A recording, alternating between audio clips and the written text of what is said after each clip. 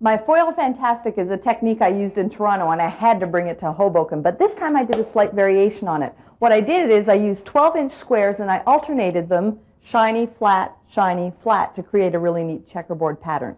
What I'm going to show you how to do is how to do that on a countertop. Some of you may have a cabin or a cottage or even a temporary plywood countertop like I have until the real thing arrives, and you want to dress it up a little bit. So this is how you do this foil fantastic technique.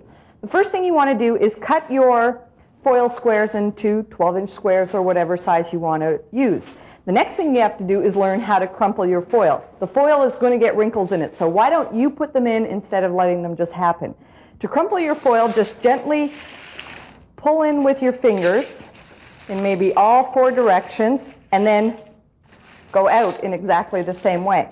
This way you maintain the 12-inch square size without ripping it, and you get a really nice wrinkled pattern. And just flatten it out. Usually I'll wrinkle all my squares at once, and then after I've got them all ready to do the entire job, I get my wallpaper adhesive. That's what you're going to use to stick it down.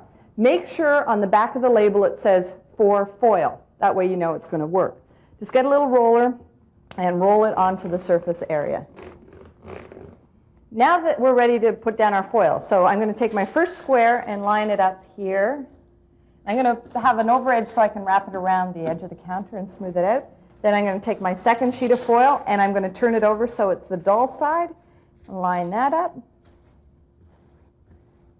And continue placing the foil down the countertop. Shiny side, shiny side, dull side.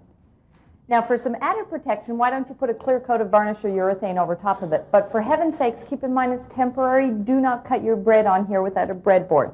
And keep in mind also, there's nothing like the real thing. So when you get the money, put down the granite or the Formica.